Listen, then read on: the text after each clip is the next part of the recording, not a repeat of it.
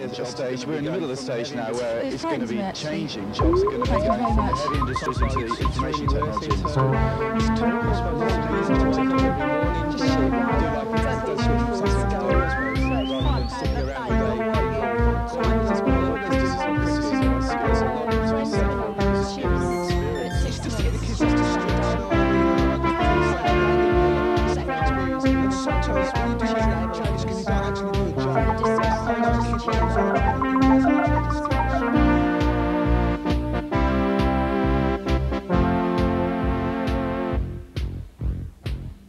It is really difficult to get jobs. My friend hasn't had a job since she left school, and that's about 3 years now. And she's hanging about the house, there's nothing to do really. She had a job and she lost it because of, you know, the firm had to close down and that. And then she got another one, but it was a youth employment scheme, which didn't last very long. And that's all you can get really, youth employment schemes. They don't last very long, and afterwards you don't feel fulfilled. Because people are just giving up at school because they know there's no jobs for them when they leave. It's terrible. No one can get jobs at all. Something should be done, actually. Too much unemployment around here now. No one's going to give you a job. Would you think about going on something like a youth training scheme? No way. Slave labour, really. A sack experienced people so they can get cheap labour like us. I think they're disgusting. It's just cheap labour. Just sweatshops. Well, I only started in September, and so far it's really worth it. I suppose it's a reason to wake up every morning. My brother's on it, and it's very important to him, what he's doing. And he only gets 25 quid for it, which is disgusting. But it means a lot to him that he gets a chance. Because it's just to get the kids off the streets, you know what I mean, on a £25 a week, you know. And sometimes when you do a training scheme, you don't actually do a job. Like, I know a kid, right, who was on a training scheme, right, and he, instead of learning how to use a machine, he had to sweep the floors, right, and what you know what I mean, what's there? When you take the training scheme, then you give it up because you don't like it, you get less dole money, so it's really a con. Schemes? I'll tell you about schemes. This looks like the place. Is this the right place for the youth training placement? Yeah. You here on a YTS placement then? Yeah. Yeah, me too. My name's Pauline, what's yours? My name's Pete. I like your hairdo. Oh, thanks. I like your tie. Are you expecting a desk job like? Yeah, I'm not much good at heavy lifting. I want to be a mechanic. I'm dead good with my hands. I want to learn how to work a word processor. They're supposed to be really amazing. So sorry to keep you waiting, young sir, miss. I'm Mr. Great White, and I'd like to take this opportunity to welcome you to JAWS Limited. We're here to provide you each with a programme of training and work experience carefully planned and selected to suit your individual needs and requirements. What sort of training will we be getting, Mr. Great White? I'm very glad you asked that question, Sonny, as we're providing you with an individual training programme of the highest quality, which we're personally responsible for. Let me just run through some of the areas your training will be covering.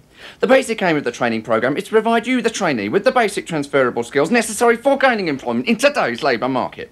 We're moving away from traditional out-of-date notions of training for one specific job and moving towards acquiring skills that will be relevant to many different occupations. Such skills as non-powered moving of equipment, cutting with 2 meeting blades non-powered, joining by sticking, gluing or bonding, understanding verbal instructions, life and social skills. And that's just for starters. As I started the scheme, right, the supervisors, they promised that we'd get placements in the kind of work we wanted to do, and for me that was computer operating or programming, right. So, but as I got into the scheme, they sent me to some interviews, right, but they wasn't genuine interviews, not for the job I wanted anyway. Right, the first interview I was sent to was for Tandy's at 5 Ways. What it was selling computers, not actually working on them, right. And another one was where I went for an interview, and a computer was in the building and I might get on it in the dinner times, you know. I never actually went to a genuine computer placement interview. My scheme's an office, working in an office, and when we went for the interview we was told to be using word processing and electric typewriters, but in fact that we did have electric typewriters but they didn't work, and the word processor we all had to get on before Christmas. There was 70 of us. and we all never got a chance to go on them. And the manual typewriters now we have to share between us. Well, the first scheme I went on, I was told I was going to be working for a sign writer, and I expected to naturally to be learning to paint signs and this sort of thing. And the first week that I was there, I was told to make the tea and all this sort of thing. And I thought naturally that this was the way I was going to go to start from the bottom and work my way up, which is the way it had been fostered to me at school. And after 3 months of the training scheme, and all I was doing was moving perspex and cleaning floors and this sort of thing, I realised that that just wasn't so I left the scheme.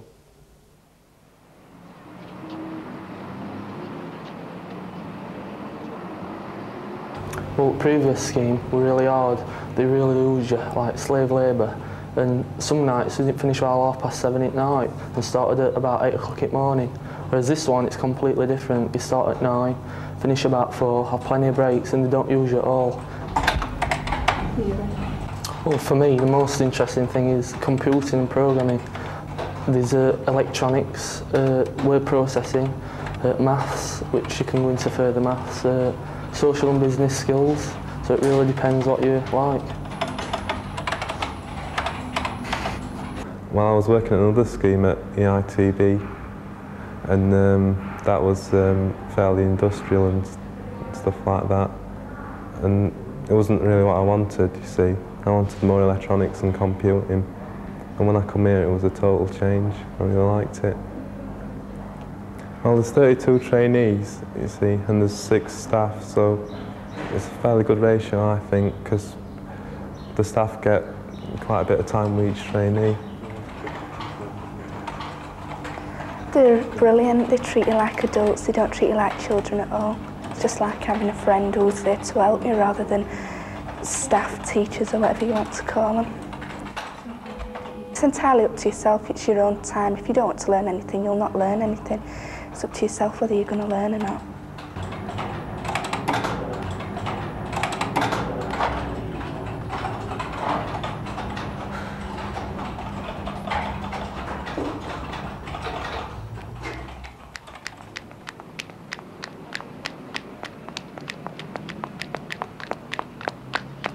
This must be the place. It's bloody noisy in here. You what? I said it's bloody noisy in here! What do you want? God. Aren't you expecting us? We're from the YTS scheme. No, Mr. Great White sent you today. Right, I'll show you what you're doing then. Right, you first, son. The skills you'll be learning is called non-powered moving of equipment. As the bins come off the line, you pick them up and move them onto that line. Kevin here will show you what to do, okay? Gordon, Bennett, dustbins, millions of them. Right, darling, you come along with me and I'll get you fixed up in the office. But... Right, your skill's called heating water electrically in an enclosed container. Can you make the tea, lovey? You what?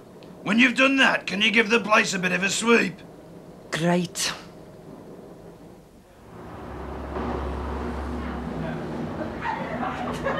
Women have got their equality here. The girl trainees here have got their equality because there's no room for sexism in a place like this. So the painting and decorating project, there's more, I think every one of the trainees on there are female. Where the placement comes in, more boys we found were doing things like working with under fives and community work, helping the elderly, handicapped, etc. The boys don't feel bad about doing so-called women's jobs, like going out on placements to nurseries and working with under fives.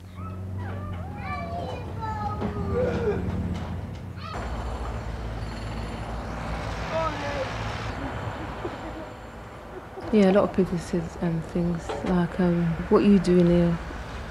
You can't do them kind of jobs," or things like that.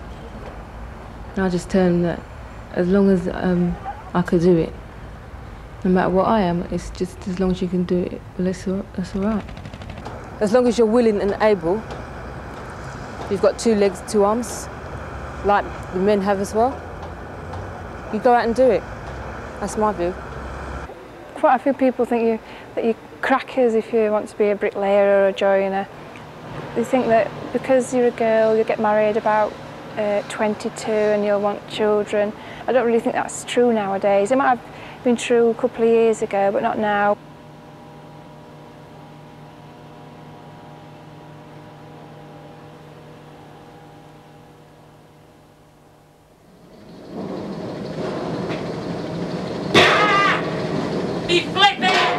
Oh, these bins are bloody painful if they catch you the wrong way.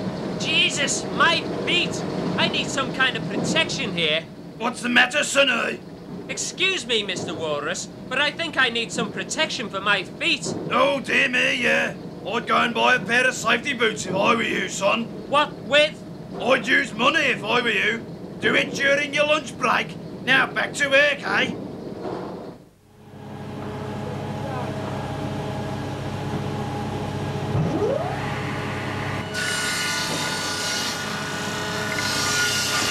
The trainees in health and safety, we have officers coming round, checking where we're working.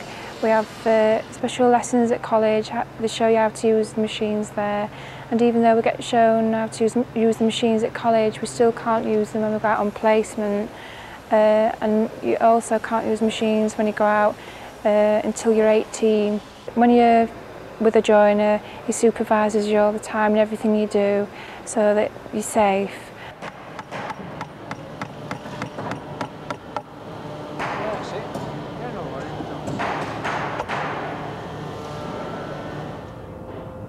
Me and my brother used to work here, and it's a very hazardous place to work in, where they get you doing duties going up conveyor belt.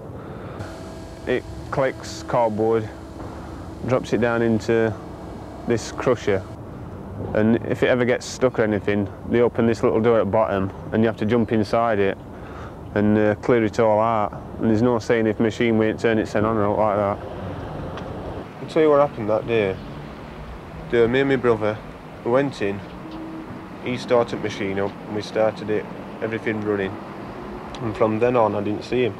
So I carried on working, and all of a sudden Gaffer, he come past, manager. And next minute he walks round back at the machine and he shouted to me, "Oh, your brother's over here," and he said, "Oh, he's dead." So I couldn't believe it. I looked out to see if it were him, and I saw him there lying in all blood and everything. I just couldn't get over that. Factory inspectors said the place shouldn't have been open. Weren't even registered place, so that was another thing I didn't know when I was working there part-time. Union blocks, if they'd have got in, it wouldn't have been opened, especially if they found out it weren't registered. I think any kid who goes into a YOP scheme, I think they should be in a union, join a union, because if all comes up, I know when I was that age I wouldn't open my mouth to anybody, because you think you're going to get pushed, and if they did that a bit more often, and they were in a trade union, they'd be able to complain.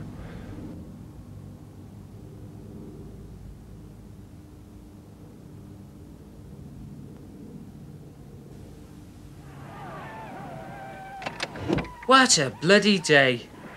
Come in and have a cup of tea. Me mum's at work at the moment. That's me grandad. Hey, Grandad, do you want a cup of tea? This is Pauline. She's on the same training scheme as me. Yes, please, son.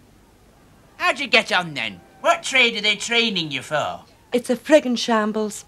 I'm training to be a tea girl and Pete's training to move dustbins. He nearly had his foot crushed, so they told him to buy his own safety boots. On the money they give us. It's disgusting is what it is. You ought to get the union onto them. But there's no friggin' union there. Then you bloody well got to organise yourselves, girl. You trainees must stick together. Don't let them grind you down.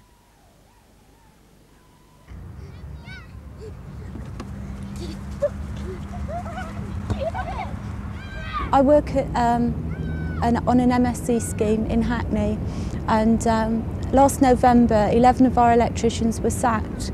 Now, we didn't think that this was satisfactory, and although we already had a workforce organisation, we found that we really needed to get in touch with the union, to join the union, and to because they could give us expert help and advice. On all the MSc area boards there are union reps. I think it's 5 union reps for every union for every MSc board. And although they may not be at the union that you've actually joined, they will take your case and they will represent you because they're part of the union organisation. Although I think trade unions aren't perfect, I think they're the only kind of protection you've got on these schemes against ruthless employers. And I think it's essential that you do join a trade union, because if you don't, then you're giving the employer an incredible amount of power. We should tell the shark where to get off.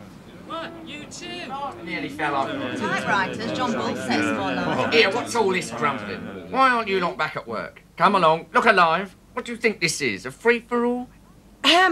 Mr. Great White, I have been nominated, asked like, by my fellow trainees to make certain complaints. Eh? We have therefore agreed on a number of recommendations.